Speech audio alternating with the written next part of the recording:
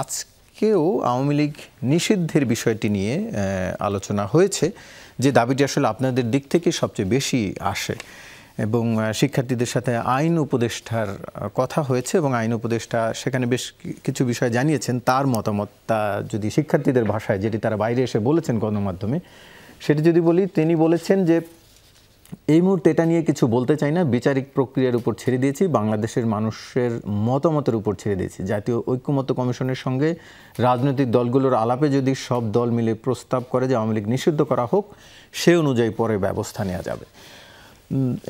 একটু আপনার কাছে জানতে চাওয়া যে উনি যে কথাগুলো বলেছেন সাধারণ মানুষের উপরে ছেড়ে দিয়েছেন, এটি তো আসলেও তাই, সাধারণ মানুষেরই তো বিবেচনার বিষয়, আসলে শুধুমাত্র এনসিপির একার তো বিবেচনার বিষয় নয়, তাই নয় কি?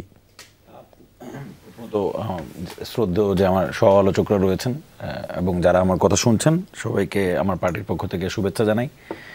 প্রথমত বিষয় হলো যে আসলে গণ অভ্যুত্থানের আজকে 8 মাস পরে আমাদের এই বিষয়ে কথা বলার কথা ছিল না। মানে আওয়ামী লীগ যে গন কেস, আওয়ামী লীগের এই বিষয়টা এতক্ষণে সলভ হয়ে যাওয়ার কথা ছিল, কিন্তু আমরা কোথায় জানি একটা কি জানি মিসিং, মানে কেন জানি এটা হয় না।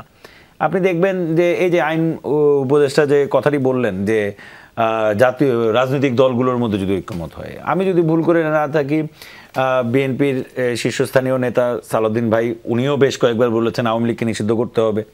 ভুল করে না থাকলে এনি ভাই মনে হয় কালকেও কোন একটি প্রোগ্রামে বলেছেন আওয়ামী লীগকে নিষিদ্ধ করতে হবে। এনি ভাই শেখ হাসিনার বিচার চেয়েছেন, শেখ হাসিনার বিচার হয়েছে, আমি বলছি না আওয়ামী লীগ নিষিদ্ধের পয়েন্টটাতে বলছি আর কি।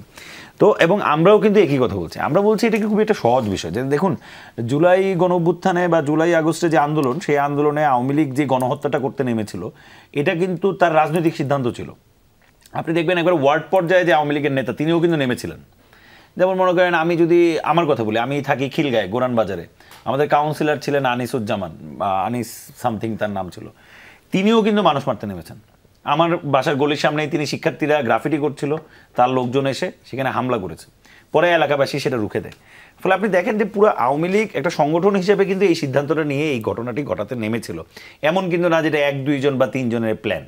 আওয়ামী লীগ পুরো সংগঠন, আপনি সারা বাংলাদেশে দেখবেন প্রত্যেকটা জায়গায় আওয়ামী লীগের লোকজন রাস্তায় ছিল শিক্ষার্থীদের মারার জন্য। আমরা তাদের হাতে ধারালো অস্ত্র থেকে শুরু করে বন্দুক থেকে শুরু করে নানান কিছু তাদের হাতে ছিল, যেটা দিয়ে তারা মানুষ হত্যা করছিল। ফলে এই আলোচনাটা কেন এত দীর্ঘায়িত হলো, কেন 8 মাস লাগলো? দেখবেন আমরা কিন্তু খুবই সিম্পলি পলিটিক্যালি কারেক্ট থাকার জন্য বারবার বলছি যে যতদিন না কমসে কম বিচার প্রক্রিয়া শেষ হচ্ছে, ততদিন পর্যন্ত আওয়ামী লীগের নিবন্ধনটা বাতিল রাখুন। যদি বিচারের মাধ্যমে, আমরা একটা নির্বাহী আদেশের মাধ্যমে আওয়ামী লীগের নিষিদ্ধতা চাই না, কারণ আমরা দেখেছি এইসব নির্বাহী আদেশের মানে যে ক্রেডিবিলিটি, সেটি একটি কাগজ পর্যন্তই। ফলে আমরা চাই একটি প্রকৃত বিচারের মাধ্যমে আওয়ামী লীগের মানে যেই ফয়সালা, সেই ফয়সালাটি হোক, কিন্তু সেই দিন পর্যন্ত যেন আপনারা নিষিদ্ধের জন্য আমরা কিন্তু নিবন্ধন বাতিলের কথা বলছি। আমরা বলছি যে আওয়ামী লীগের নিবন্ধন বাতিল এবং সকল প্রকার সাংগঠনিক কার্যক্রম স্থগিত করার ঘোষণা দিতে হবে, যে তারা যতক্ষণ না বিচার কমপ্লিট হচ্ছে, যদি আপনি একটি পার্টি যদি নিবন্ধন বাতিল হয়, সেই মোমেন্টে কিন্তু তার সাংগঠনিক কার্যক্রম এক প্রকার স্থগিত করার একটা বড় অংশ কে দিবেন? হ্যাঁ, সেই ঘোষণাটা সেটা সরকার দিবে।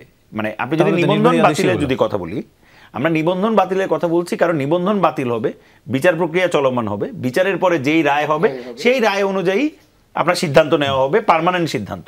কিন্তু এই মোমেন্টে কেন এখনো আওয়ামী লীগের যে নিবন্ধন, সেই নিবন্ধন বাতিল হলো না, সেটা তো আমাদেরও প্রশ্ন। দেখা যাচ্ছে আজকে গণঅভ্যুত্থানের 8 মাস পরে বিভিন্ন এলাকায় আওয়ামী লীগ মিছিল করছে, এবং সপ্তাহে দেখেন আমরা কিন্তু রিকনসিলেশনের লাইন বলেছিলাম, শুরু থেকে কিন্তু আমরা রিকনসিলেশনের কথা বলছি, কিন্তু আপনি এখন পর্যন্ত আওয়ামী লীগের কোনো নেতার আলোচনায় বা ফেসবুকে তাদের পোস্টে কোনো জায়গায় তাদের যে দায় নেওয়া, যে ঠিক আছে আমরা একটা ভুল করছি, জাতির কাছে অনুতপ্ত হওয়া, সেরকম কোনো ন্যূনতম হদিশ কি পাওয়া গেছে? এই শেখ হাসিনা বক্তব্য দিতে আসলেন, কিন্তু আমরা কি লক্ষ্য করলাম? সেই বক্তব্য তো সেই পুরাতন উদ্ধত্ত, আমার এই, আমার সেই, আমার কি অপরাধ, মানে এই একই রকমের কথা।